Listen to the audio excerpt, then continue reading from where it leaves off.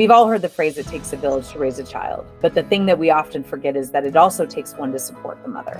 Well, speaking of the village, this is our podcast. I'm Nicole Harlow. And I'm Dawn Thompson. And we're here to connect you with a village of support you need from pregnancy to parenting. So come on this journey with us as we build your village one episode at a time. Hey, good morning. Good morning. Morning. I'm so excited. This is Dawn Thompson with my co-host, Nicole Harlow. And today on the show, we have Krysta Dancy. And we're going to talk about the all-important thing about how to avoid birth trauma. Obviously, we know it is not 100% avoidable, but there's a lot of things that we can do to help avoid it. So, Krysta, thanks so much for joining us today. Thanks for having me. I'm so excited to be here.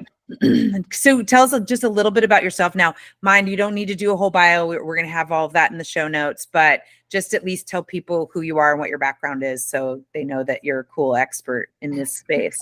Yeah, absolutely. I am a licensed therapist. I have been a therapist for 20 years. The specialty I always say that chose me is traumatic birth. Over the years, I was really fortunate in that early on, I got a lot of exposure to PTSD through combat veterans. And then as I became a mom, started working with new moms. And it was like, oh, wait, light bulb moment. And started going down this path so far in the past that I didn't even have, PubMed didn't exist. Like there wasn't access to resources. So it was this specialty that sort of struck like lightning. More recently, certified birth doula, just because I want to really understand, like more recently in the last 10 years, kind of being bedside. So that's what I'm bringing to the conversation. It's just this understanding of the intersection of trauma and birth from all directions, like trauma survivors giving birth, people having a traumatic birth, and then the trauma of the care providers during birth. So all the different directions that trauma and birth can sort of impact each other. That's cool. Well, let's just start the conversation because, well, first of all, I want to say like what we started talking about before we started recording is that we know that a lot of pregnant women will be listening right now. And the thing that I want to make sure that they know is that we're not trying to scare people. This can be a scary topic, but so many people don't see themselves in the statistics when they're first pregnant, right? It's impossible to see yourself. And in fact, how many people go into birth thinking, oh, I don't need to educate myself about C-section. That's not going to happen to me. Right. There's so many people that do that. I was one of them. I was just like, there's just no reason I need to have a C-section. I'm perfectly healthy. That happens to other people. Yeah. Yeah. And, but the reality is that statistic is 1 in 3. And it's also not to say that only having a C-section causes trauma. Some people have birth trauma from a vaginal delivery, right? And there's so many different scenarios. But the number one thing that we heard statistically, though, is that most women, when they described their trauma through the work that we did with improving birth, was that it was frequently just not understanding what was happening. Yes. Someone not explaining what was going on. And that feeling of being out of control is frequently the culprit, right? Wouldn't you say that's true? Yeah. And as you said, like the goal is never to scare people. So if you're somebody listening and you have like a true phobia, first of all, I doubt you're listening if you have like a true phobia of birth, and you're probably avoiding this topic. So, but if you're just somebody who's nervous and anticipating giving birth, I hope you stick around. I actually think it's going to be worthwhile because we're not here to talk like, ooh, scary stuff.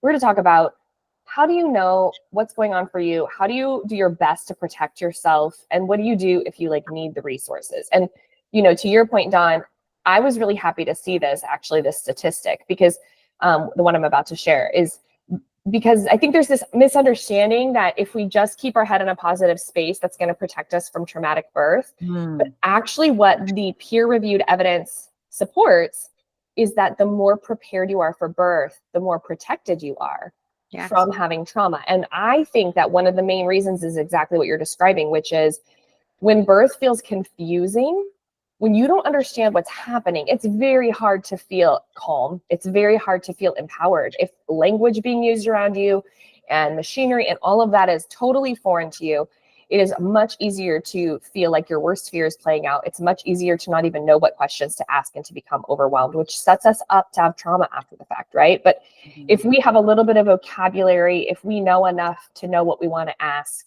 you don't need to be an expert at birth, but if we know enough to be able to ask the questions, that actually protects us. So these kinds of conversations, when they're done well and when they're done in an empowering place, I actually think really is protective. I think it does help prevent birth trauma just to even have these conversations. I think a really important note to make too is that don't wait till you're in the room, right? Like, when just personally, you know, as a mom of 4, I've been through labor in a lot of different capacities. And like, I am not this person you see right here when I'm in labor. Like, our brains are different. The hormones that are surging through us are different. Like, your reptilian brain is the one in charge. So then, like, having that conscious, logical, oh, what question should be asking right now, right? Totally. Which is also like why it's so important for your partner to be empowered and informed, or to have a doula or someone who knows what questions to ask, because they're not the one laboring a child. That's right. You're not going to do a really good job of a pro and con list when you're deeply in labor. You need to have done that ahead of time and have your support people know what your values are ahead of time, because your ability to clearly communicate is going to be altered when you're deeply in labor. For Absolutely. sure. Even if you have an epidural. Yes. Like, because let's be clear, even if you have drugs, your brain is functioning at a different place. And again, not that like logical, you know, forward thinking. Thinking brain. And I would even say for my first birth, like, I was in early labor for 24 to almost 48 hours before I was in active labor, where it was really hard. But because it was my first time, I didn't know what early labor really was. It just was like, oh, I have this like awful pain in my back every so often, but like, it felt like forever. It was not that long, but it felt like forever. And then I was so depleted and like not nourishing myself and not doing the things, because no one told me, hey, you're in early labor. I was just like, oh, the baby's got to come. Like, we need to go to the hospital. And then I would get sent home. And then it was just, you're in this whirlwind experience and you're not even sure at what point it turns to active labor. Like, that first time, you know, you just think it's all labor. Right. Yep. So yeah, I definitely, I think, want to just like hit home on, do these things well before your due date. Yeah, absolutely. When you're in a space to actually really think it through in the way that you want to think it through. Right. Don't leave it to be thought through until that moment, because you will not be in a space to do that. Yeah. And that's one of the things that I think is so important about this topic of traumatic birth, and I think why it is as common as it is because when we are giving birth, we're in a nervous system state, in a psychological state that's very different from our normal. Yeah. Our brain and body are doing a very important job, which is our brain and body want us to go to a really quiet, safe, dark, undisturbed space. If you look at mammals giving birth, when it's their time, they often go and hide. If you've ever had a pet or if you've been on agricultural spaces, sometimes even beloved pets will just disappear to give birth. They will go and hide. They will find a safe cave or den. That's what we want to do. And what happens when we get into that space is that we become exquisitely sensitive to our environment and the people around us. When I teach birth professionals, I say, like, the less she says, the more she hears. It's very easy for people to forget this. The more we go into that space, the more sensitive we become. And so we, in our modern environment, don't have that sense of like the cocoon that protects us. In fact, we're in bright spaces, loud spaces, cold spaces, disruptive spaces. Lean this way, do this, move here, drink this, take this, sign this form, right? And all of that puts us in a state where that mammalian brain that wants to be in a safe cocoon feels overwhelmed. Yeah. It's very easy to get overwhelmed. And when we get overwhelmed, it's very easy for our brain to become traumatized. And so this is like the connection of the more we can do to have those conversations ahead of time, the more we can do to fill out the paperwork ahead of time, to talk to our support people ahead of time, to choose our birthplace intentionally, to just everything you can do to smooth that process out is going to help soothe you, and it's going to make it less likely to be a birth that you have trauma from. Yeah.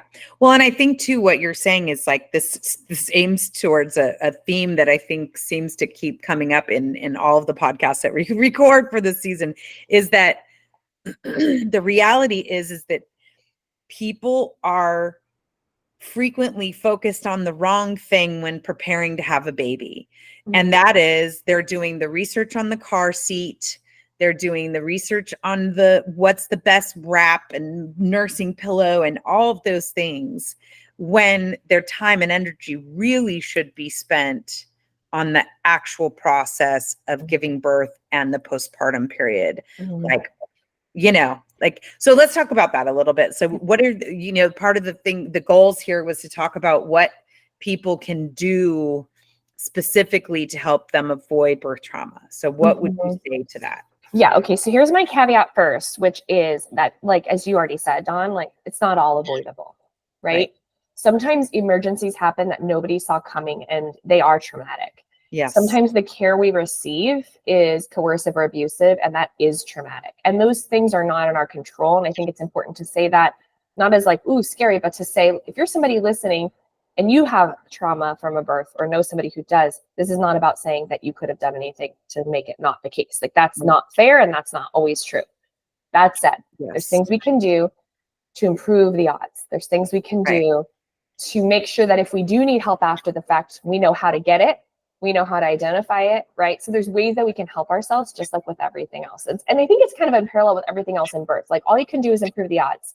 You can't control whether an emergency happens. You can't control everybody who shows up in your room that day. You can't control if your baby is born with special needs or any of those things, right? But you can do things to set yourself up to have the resources and support. And I think that that's really, really important to just like say as a caveat, right? Yes. Yes. So how do we prevent birth? There's 3 ways to break it down. One is leading up to it, right? And I think that's what you're talking about too, right? The second one would be during the birth itself, and the third would be postpartum. So I think leading up to it, education, childbirth education is protective against traumatic birth. There's a lot of value in researching a birth plan or birth preferences and knowing the vocabulary. If you're able to have a doula, I believe they're highly protective against birth trauma. Super helpful to have continual support from a familiar face who knows your values, right? If you have a person laboring with you, whether that's a partner or a loved one or a friend, having them know what your values are, prepping ahead of time, those are all ways that we can do it. But another thing that you touched on that I want to highlight, Dawn, which is like, let's prep for postpartum. Like, we in postpartum are going through tremendous amount of demand on our body and our emotions. And we often only think, oh, I won't be pregnant anymore. And we don't think beyond that. We don't think about the physical, emotional, psychological healing process that happens for the 30, 45, 90 days postpartum. Yeah. Why is that important? Because but let's also add, I just want to add something to that though, is that your birth experience has a massive impact on how your postpartum experience goes. And that's something that, like, when I talk about risk of induction, right? It's not just like, oh, induction of labor, you risk having a cesarean. You also, even if you have a vaginal delivery, if you have been receiving IV fluids for 2 or 3 days, it's going to be very difficult to breastfeed because you'll be so engorged with all of these fluids, and nobody's talking about those sorts of things, and so I just want to point out how these two absolutely correlate with each other on how not postpartum separate circumstances. They're not separate at all. So one of the things that is so important in what you're saying, birth impacts postpartum. And what I believe from a psychological perspective is postpartum will impact how you process your birth. In other words, sometimes birth has surprises for us, and we do our best to try to prep ourselves for a healthy, smooth birth, and it doesn't go that way. And what we know from the literature is that there's this window, I call it like the window of plasticity in the early postpartum period, where if you get the support you need, your brain and body can heal from that. Your brain, and this is the optimistic thing that I want people to hear. Like, even if things don't go how you hoped they would go, you can heal and be resilient and go on to have a smooth, joyful postpartum, but it's going to require some intention. You're not going to do that if everything's only on you. You're not going to do that if you're not being nourished and you're not getting to rest and you're not hydrated and you're not getting the vitamins and nutrients that you need, right? Mhm. So, like, similar to your point, Dawn, I think the body and the psyche are so similar in that, like, there are interventions that happen during birth that can make it really hard for your body to lactate appropriately afterwards, right? There's interventions that can happen in birth that make it really hard psychologically to grapple with it. And this is why having every support system in place ahead of time is protective, Yes. right? Be like, okay, on my worst day, who's the person I want to see? That's the person that should be a part of my postpartum visits. Yes, 100%. Yeah. We talked about this, I think on another episode as well with Dr. Shosh. Just having a postpartum plan is just as important as having a birth plan. And it's not about, you know, making sure that everything is done in this way. It's not about the control of postpartum. It's making sure you have a go-to person if you really need them. It's making sure that people know your boundaries ahead of time, because when you're in this vulnerable space of, you know, just had a birth, just had a baby, your body, your mind, everything is healing, maybe it's not easy for you to communicate boundaries at that moment. But if you have them already set, then people will listen. Yeah. You know, so. But also making sure that you're getting fed Yes. properly, because, and I know we're going to do an episode on this, Nicole, I'm sure, but postpartum nutrition, oh my gosh, our bodies are so depleted from birth. We lose so much blood, and there's so much that has to happen to really reestablish our whole system. Yeah. And frequently people are not. I really think that's the one of themselves the reasons nutrition. why I suffered from postpartum anxiety and OCD with my first, is because I had such an empowered birth that I was so nervous that I wouldn't have, that I felt so great, and like I was not in bed and I was doing too much and I was definitely not focused on all of those things. And then my body went, hey, we're catching up with you now, you know, and it went right to my mind, my anxiety. And it's what then molded my next birth plan to focus on a gentle postpartum, and why even at, you know, 3 toddlers and young kids running around, I stayed in bed for 15 days with my 4th. And I, you know, I preach that because that first 2 weeks of like your body, your mind, everything is so important. Having freezer meals or people bring you meals, it just helps. And like those really nourishing foods that maybe you don't eat all the time, but like that is the time to just like eat the broth, eat the soup, healthy.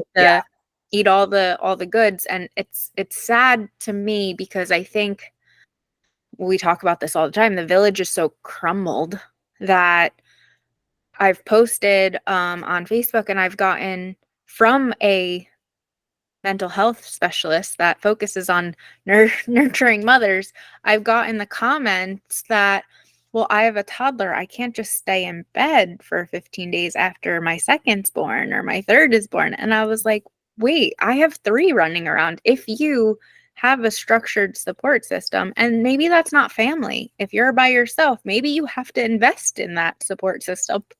But it makes or break the entire experience. And then if you add a traumatic birth on top of that, you know, so.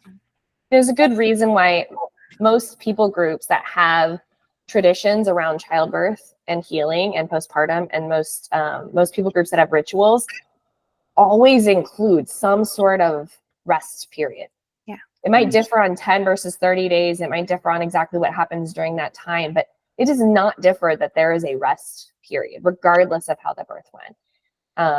Your body is trying to do so much. One of the things that came up, even in just trying to kind of create a plan for the moms in my like practice and my care with my company, like what do we recommend to them? And besides nourishment, I just want to piggyback and say hydration turns out to be incredibly important to anxiety levels. And there is something related to hydration in your cells and your vasopressin levels, which we know are related to feelings of anxiety. that simply being dehydrated can increase your feelings of anxiety. And we know that your hydration levels are super high after birth. I mean, your needs for hydration is super high after birth is what I mean to say. Like your electrolytes are, everything's been used, right? You've done hard work. And now we're just trying to replenish your blood stores and your fluid levels and build tissue and lactate and all the rest. So easy for us to become dehydrated. So that would be an example of something when you're making your postpartum plan and when you're planning your freezer meals that you might plan like electrolytes.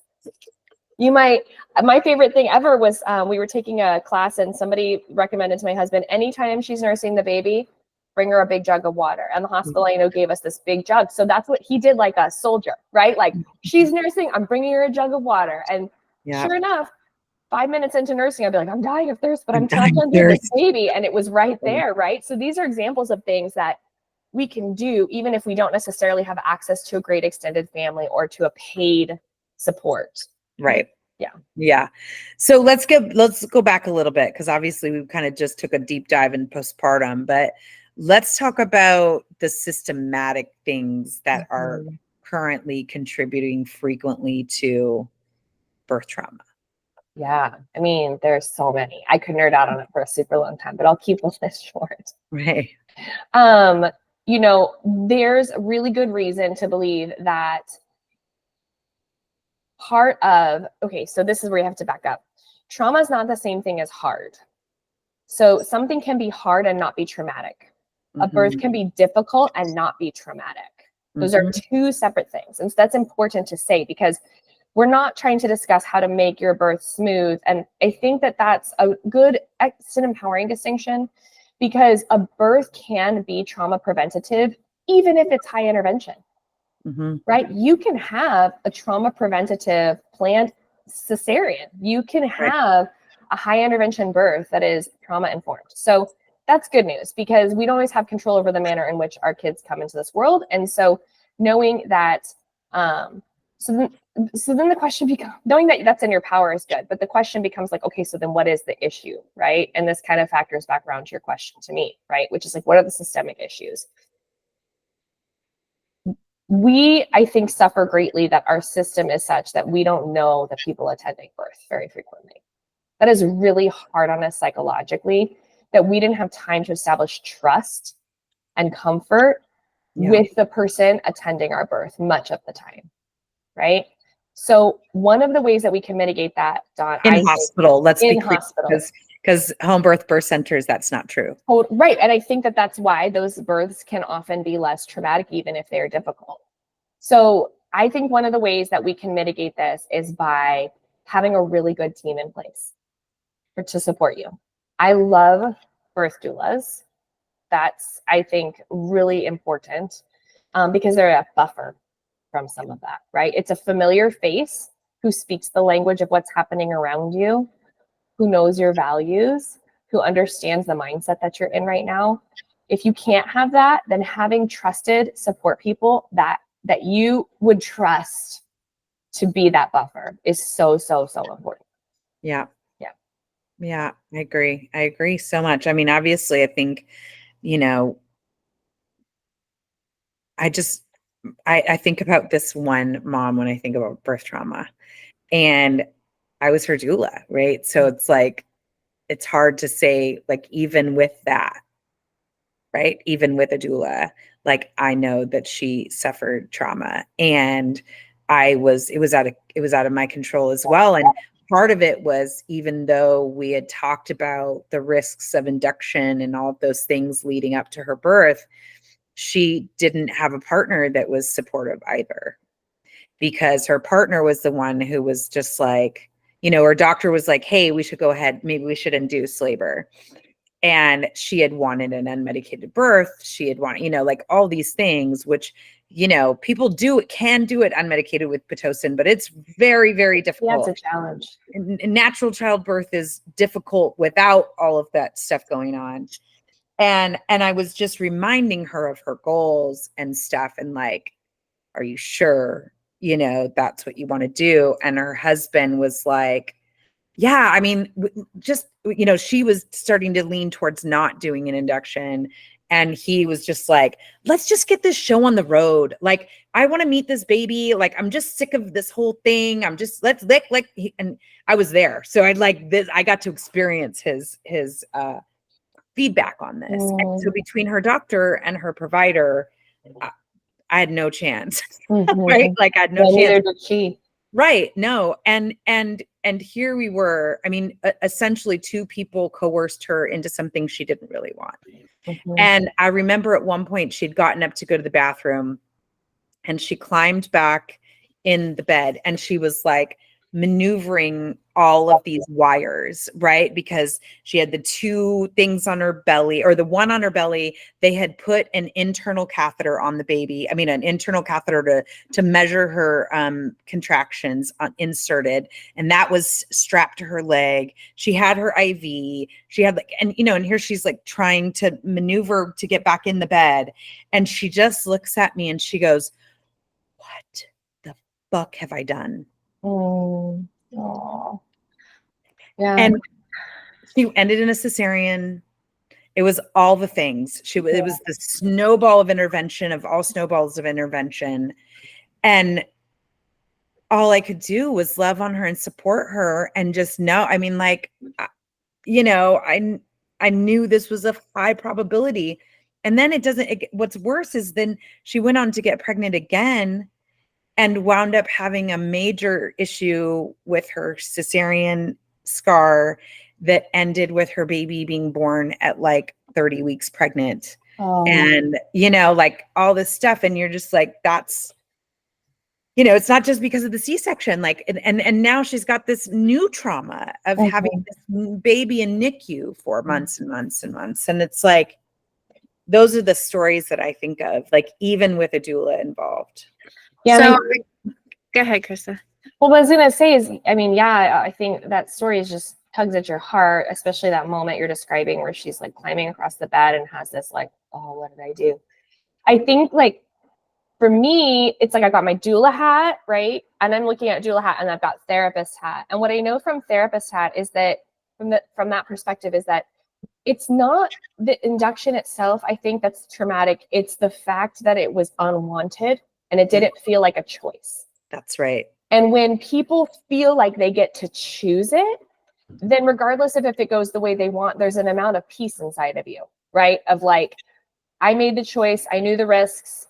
It didn't go my way, but I felt I chose it, is a very different thing to grapple with postpartum than I didn't want this. I let them bully me. I didn't, right? And we've heard those heartbreaking stories of like, why didn't I speak up? And they'll beat themselves up, which is also heartbreaking because it's like, well, because you're in a really vulnerable state. Yeah.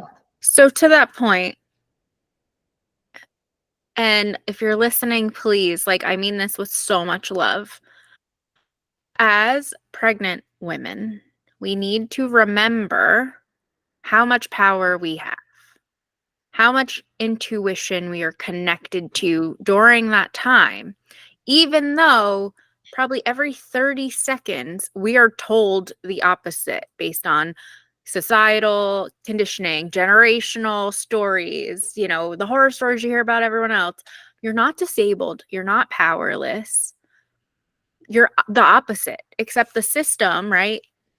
We won't talk about the patriarchy, but the patriarchy is designed to make you feel small and to make you feel powerless and all of the things so that when time comes and someone wants to coerce you or bully you into the thing that you don't want to do, you're like questioning yourself and you let it happen because you're vulnerable. And vulnerable is a superpower, right?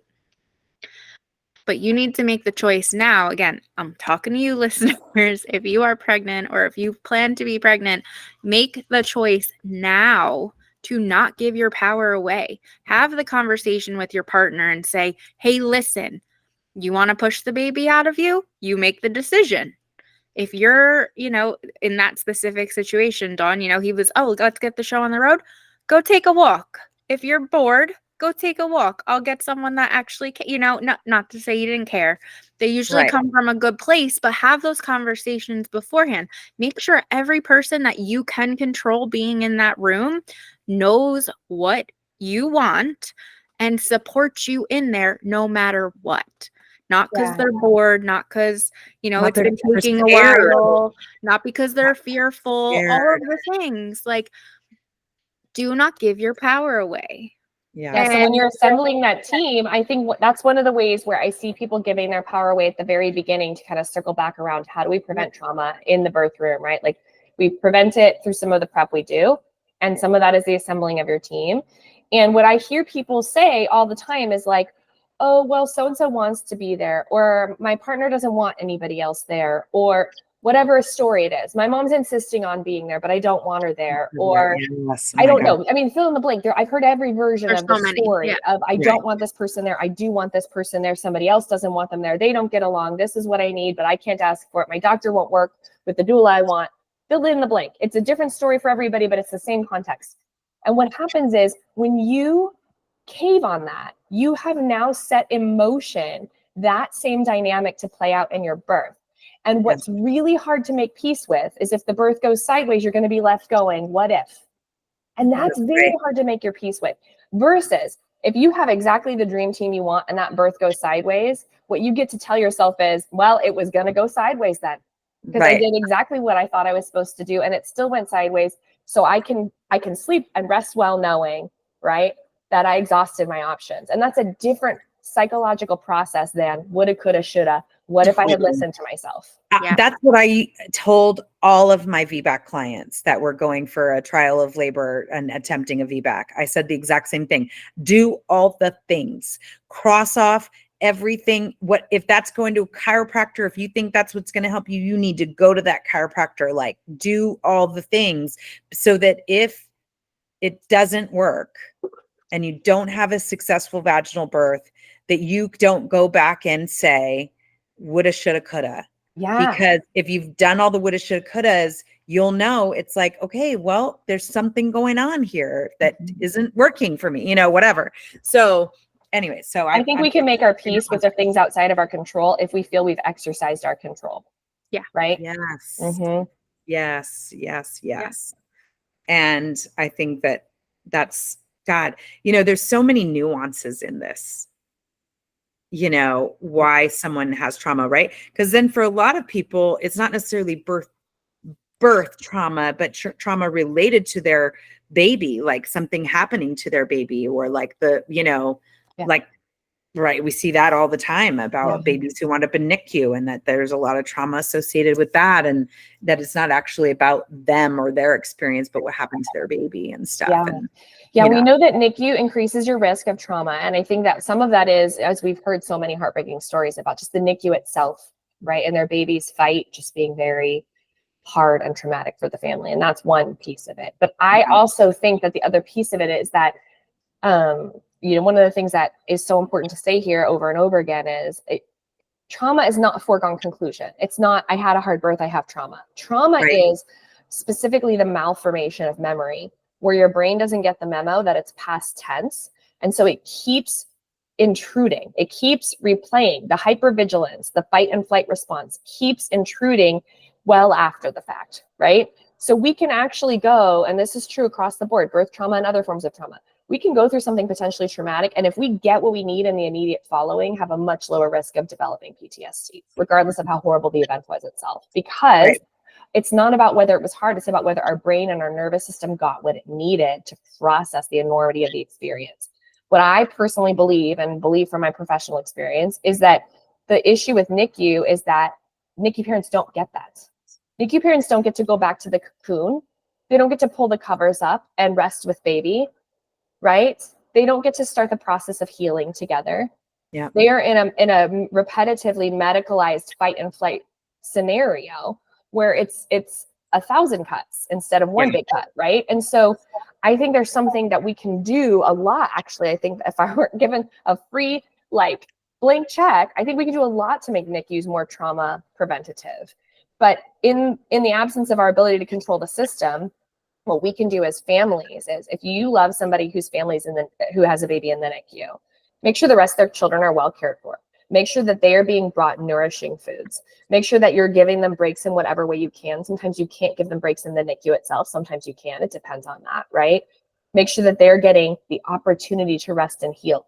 Postpartum women in the NICU are still postpartum, Yes. right? But they're expected to be lawyers and nurses and all the things on their feet, helping, advocating, questioning, note-taking, when they really should be resting. Right. So do whatever you can to facilitate that, and whatever you can specifically to listen.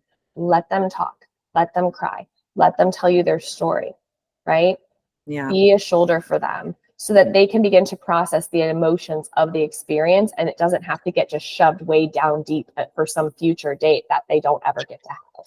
Well, and I think we hear that a lot through even just storytelling, not just NICU, but like people sharing their birth stories, right? Like, you know, we started the Red Tent event here many, many years ago, and they're still alive and well in many communities around the country where women, we gave them space to come and tell their birth stories, whether it was good, bad, or ugly, but just a space, because that's what the statistics tell us, is that the more opportunity you have to share your story. And it's also important to know that, like, you know, because not all people have this skill set when you're sharing your story. So if this is you and you eventually want to share your birth story, even if it's positive, whatever, I think it's important to have the conversation with the other person that you're about to share this story with.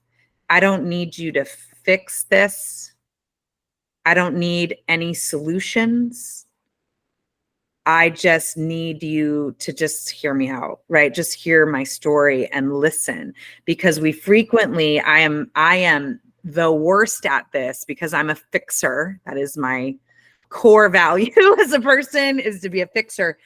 And so I'm terrible at sometimes at just listening and saying, I'm so sorry that happened to you, or just like, I'm so proud of you for sharing the story with me, instead of like, well, at least. That phrase, at least, should be taken out of everyone's vocabulary. And that this is not just for trauma with birth, Yes, but like, period. At least, that's never, ever, ever a helpful statement. yeah, it's never yours to say. So that's No. a great transition anyway into like one of the tools that I think is very helpful postpartum, which is, in the first 6 weeks, tell your story in safe spaces. That's therapy, that's a friend, if that's a birth story sharing space, if that's your doula, if that's your partner, if safe spaces, meaning people who aren't going to at least you. Yeah. Right. And let's be clear what that means. Like, so the most common thing, because we're saying this because we know, but not everybody understands what this means. When we say at least, the most common thing was, at least you have a healthy baby. That's all that really matters. That's not all that really matters. It's not, yeah. Not all that really matters. Yeah. And it's Or amazing. At least you all survived. At least you had a Yeah. vaginal birth. At least, Yes. at least, right? None. It's not All ever. no. So And why do I? people do it in good intentions to try and like, let's see the brighter side of this. Yeah, they're trying to offer comfort. Yes, it's meant to be a comfort measure, but it's not helpful. What it does is it shuts people down. Yeah. So why do I say tell your story in safe spaces? Is because there is a window of plasticity in the way you are going to process this experience that closes eventually. Eventually, the story becomes what the story is. And if you have trauma from it, you've got trauma and you need to seek treatment. But there is a time period where you have not quite processed the memory yet, that it can still be negotiated with. And when we tell our story in empathetic and safe spaces, like you're describing, Dawn, where a trusted person is going to really hear, really care, really empathize. What is so amazing about humans and the human brain and our need for connection is we will begin to reprocess the memory just through the telling of it to a safe person. And through the telling of it to somebody who is calm, who is present, who is not traumatized by it, right? We can borrow that and we can infuse that state into our own nervous system. So if I'm telling you a story that's really hard for me and you're listening with empathy, it feels less hard. I feel it's less hard. The story's less hard for me now, right? I get to hitch a ride on your nervous system, which is the coolest thing about the importance of connection. So if you did have whatever happened, even if your birth wasn't, you don't want to call it capital T traumatic, but maybe it was difficult. Maybe you're disappointed. Maybe you're struggling to make sense of it. Telling your story in safe spaces in those first 6 weeks is incredibly important. Incredibly important. We were meant we were meant to do this in a village. And we would have told our story to the wise women of our village, right? Or they would have been present for it. And instead, we're just holding it in isolation. So don't do that. And this is important because often the first 6 weeks, we're just in survival mode and we don't even want to talk about it.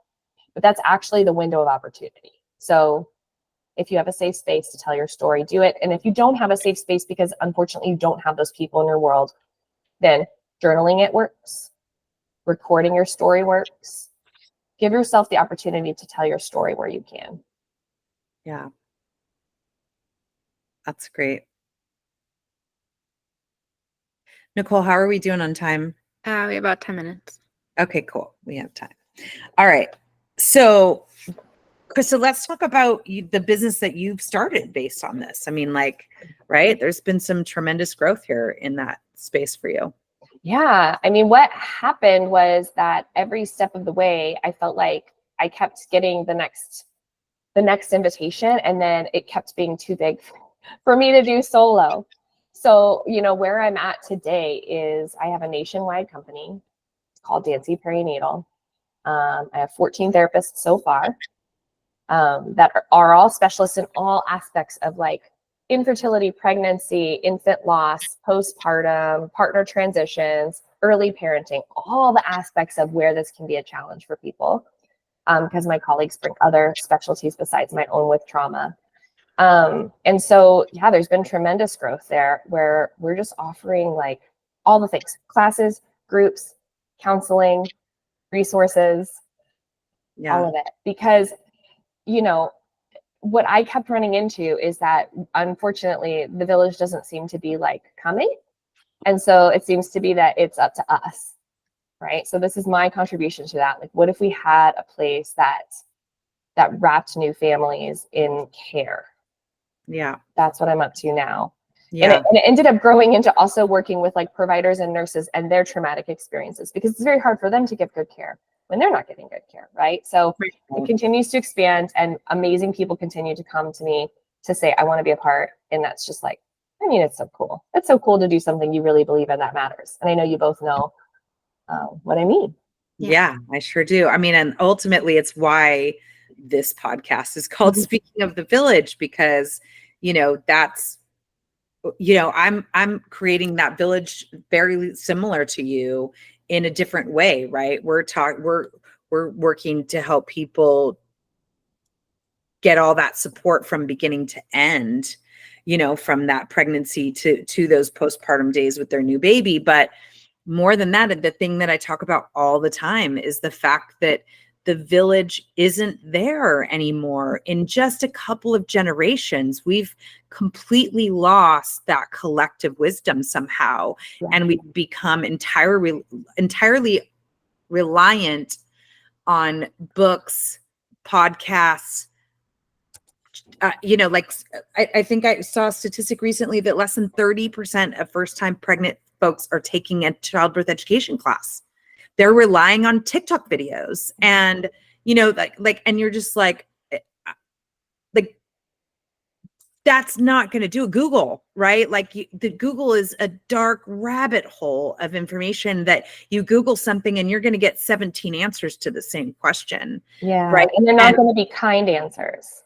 No, they're not going to be supportive answers. Nor are they going to be individualized, right? Like this doesn't take into account your goals, wishes, dreams, visions, whatever. I see this all the time in like postpartum social media groups where someone will come in and they'll say something like, oh God, help them. I don't even know. One of the hot button issues, like I'm struggling to breastfeed.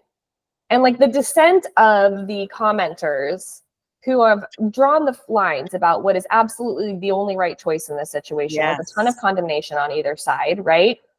And I just think, oh, this poor woman who just wrote this on the other side receiving this, who's in a low point anyway. And she's only on here because she doesn't have anybody in her life supporting her. She wouldn't be asking strangers. And now this is what she receives. So one of the things that one of my colleagues has said and has trained our staff to ask parents is like, when I open Google, am I looking for information or am I looking for support? So if I'm looking for information, okay, proceed with caution. If I'm looking for support, close the laptop. It's not going to be here. This is not the place for support because it cannot be individualized, right? So if a friend comes to me and I see the dark circles and the cracked nipples and the crying baby who's underweight and the devastation and she's struggling, I'm going to respond in a totally different way than some faceless random person asking a question online. And there's going to be a lot of compassion and a lot of individuality to the recommendation, and a lot of holding and a lot of empathy, as there should be. That's what we need. And the problem is that our sources of information and social media are really poor substitute. We just feel more isolated and judged than ever. We have more access to information than ever, and we feel more isolated and judged than ever. We actually need is people who care about what's happening for us. Oh my God. Right? That is such a huge light bulb, Krysta.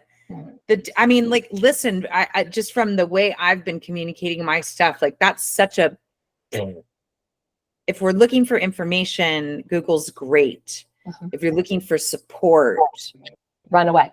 None of that works. You will not None of find it support there. Right. Not Facebook groups, not anything. Oh my gosh. Yeah. That's like a full aha moment right now for me. Honestly, I mean, that that goes seems to so my basic. colleague Rebecca Johnson. Yeah, I mean, it seems so basic. I'm stealing it. Yeah, but it seems so basic. But like, you're totally right. When you're sitting there in your room with cracked nipples and 2 in baby the morning screaming, and no one's like, sleeping, and yeah. That's it. It's like, that's what you need. You need guidance and support, not necessarily information, because guidance and support is individualized where information just isn't. It's impossible to be. Yeah, guidance and support takes in the whole picture, the whole family, right? What resources are available? How much support does this new parent have? What are the physiological obstacles that are happening? What are some of the trauma history obstacles with what's happening? What about the health of the baby? What resources exist locally? What are the constraints financially? I mean, the list is extensive about the things that I'm considering when I get to meet with somebody one-on-one, right? There's like a 1,000 things that are being distilled into my response to them, right? And my answer to one person will not be my answer to somebody else. But online, everyone gets the same shtick. Totally. Yeah. Right. Well, and like you're saying, like sometimes online, right, there's just this like, it's all anecdotal too, right? It's like, well, this was my experience. And like you said, and frequently they're just getting all this, you know, I think young people tend to be not nearly as aware about other people's things being different for each person, right? They're just kind of, I just think you haven't seen enough my yet. way or the highway kind of, right? You haven't seen enough yet to know all the different ways that it can look. Right. Yeah. Right. And feeling judged is, I mean, God, we hear that from teenagers all the time about how they're constantly feeling judged online. And I'll even say that even as someone who puts themselves out there really as a face on a platform, Brene Brown, if you don't know who she is, most people know who she is, but she's amazing. But she talks about when she first came out and how she wasn't prepared for the comment section, you know, and like, this is true in life in all aspects right now. Right. And like, not just birth and postpartum, but imagine now feeling judged when you're still in this incredibly vulnerable state, you know? And, yeah, I mean, I mean, I think this are is so high. Like, you're like, you want to do it. You want to do it well. You never wanted to do anything as well as this, right? Like, the stakes are so high and you're so vulnerable and there's like so much unknown. It's just, it puts you in a space where if somebody's going to come in and condemn you, it's going to be really hard to shake it off. Yeah. Right? Yeah. Well, the village was meant to have the wise woman, right? The village was meant to have, you have your people across the aisle from you who, like, they're going through it with you and they can give you a certain kind of empathy, right? You have the people behind you on the pathway who they're learning by watching and they can offer you a certain kind of support and empathy because they're not in it with you at that moment. But then you have the people ahead of you who've seen it many times, who've seen what you've experienced and many other things, who can offer you a different kind of support and empathy and lifeline. And I see that our generation and the generations of people who are becoming moms now, I desperately need that one and are missing out. And they don't know that they don't even recognize how critically important it is. And that's the thing that is, you know, when we talk about marketing Ep.5, right? It's like, that is our number one challenge, is people don't know what they don't know. And how do we help them understand how critically important it is that they have this kind of support? And like what you're saying, it's not just about information, right? Because you can have all the information you want. It's available to you. Yeah. But is it actual guidance and support from people who have been there before? But not only been there before, like, because that's the other thing. It's like, our villages, right? Our families used to have 10, 12 children. Yeah. All of the families around us would have many, many children. So that meant tremendous amount of experience that would be passed on to each other. A lot of variety, a lot of exposure. Yeah. Right. And now we're having 2.5 children. I was going to say, I get stared at with 4 under 7. We went out to dinner the other day and people were just like, what, you're out of your house? Right. With that many kids? And Yeah. how many times I get, oh, you must have your hands filled and this and that. And I'm just like, didn't people back in the day have like 10? Right. Now it's like, oh my gosh, you have 4? Yeah, my mother, I think my husband-in-law, my father-in-law had like 13 siblings or something, crazy like that. But but my point is that so what your best friend is telling you who had 2 children might not be applicable. Right. And like, it might not be applicable. She may not have the same values as you. There's so many things.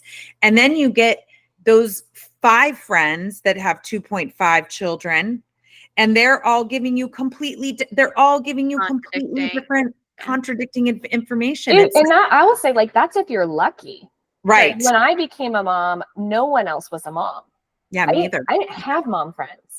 Right. Yeah, I was the first one to venture in. And so all my non-mom friends were sort of like, good luck to you. Y'all bring you a snack. Like, that was kind of the extent of it. Right. Like, I'll come visit in the hospital and then, like, we're going to go have fun. And I hope it works out. Let us know when you're ready to return to the rest of the world. Yeah. Like, Godspeed. Totally.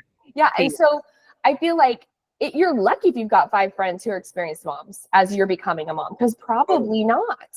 Yeah. Right. And so I think that what happens is, when we don't have enough of the tapestry of the different generations, the different experiences being represented in our world, all within the context of relationship, not a book on a shelf, not a website, not a thing for sale, but a relationship where I know them and they know me, and I've gotten to watch their life and their children grow, and I've gotten to see the fruit of their work, and they also know me and what's unique to me. In the absence of that, we find ourselves just like anxiously grasping for any wisdom we can find, right? But it wasn't meant for us always. Right. And that is it's like, when I look at the statistics of anxiety postpartum, I'm like, well, no kidding. Talk about a recipe, right? Yeah. Yada, yada. People telling you all the time you're doing it wrong no matter what you're doing. Right. Yep. Totally. Yeah. Oh, you should be doing it that way. Oh no, you should be doing it this way. Like, oh no, you should be doing it that way. Oh my gosh. Yeah. But that's the difference between Krysta, I can't even get over, you said your partner said that, but like, that's the difference between information and guidance and support. Like, right. Yeah, they're 2 very different things. And that just, I know, me too. I was like, I'm grabbing that. I'm stealing it forever. oh my God, forever. I'm taking it too. Like, God. So that's what we're guiding, the moms in our practice that are like working with my colleagues. Like, one of the things we talk about a lot is, let's just do a gut check when you open up that phone in the middle of the night or whatever it is. Like, are you looking for information or are you looking for support? Because at least a good amount of the time it's actually support. And if that's the case, put it down. Yeah. Right? Call somebody who loves you. Love that. I think that's a great place to really just wrap and thank you, Krysta, for that, sharing and everything that you're doing across the nation, building something bigger than yourself, because that's like you said, we know it's important, and that's what's going to really have the impact and the change, to not have all these statistics that we talk about, Well, the entire next generation is like relying on us. So I feel like it's really worth our heart and our effort. 100%. And speaking of the village, who do you feel is the most critically important member besides, someone in your role? Yeah. So besides a mental health professional, who do I think is the most critical in the Yeah. village? I'm going to say I can't be enough of an advocate for a birth doula. That's like my go-to because of all the things we've talked about here today, right? It's the buffer, it's the known face, it's the they know your values, it's the they speak the language and can help you feel less out of control, less confused, more empowered in the choices you make. The other thing that we didn't get to touch on is when you're talking about telling your story in safe spaces, who better than an empathetic witness who understands birth, who saw your birth and was there? Talk about the wise woman. To process your birth after the fact in an empathetic space is just worth every single penny, right? Because that I think is really the trauma prevention. So an empathetic, non-judgmental, supportive doula is gold. It to me it's filling so many gaps that I just want that for everybody. I wish everybody could have that. Love that. As a doula, that was my postpartum visit. Their first postpartum visit was entirely about processing their birth and talking like agenda list, right? Like talk to me about it. Tell me how you're doing with it. What are your questions about it? Right? Let's fill in gaps. Totally. It's so important. Yeah. So well, thank you so much, Krysta. This was, of course, amazing and eye-opening. And I hope all of our listeners got something really solid out of the episode. We appreciate you. Know that the end of this episode, if you want more information about Krysta, they'll be in the show notes. But thank you so much. Appreciate you. Thanks. I appreciate being here. Bye. Hey, thanks for joining us on Speaking of the Village. If you love today's episode, make sure to hit subscribe and share it with a friend. And remember, you're not alone. We're here, we're listening, and we're all in this together because in our village, no mom walks alone.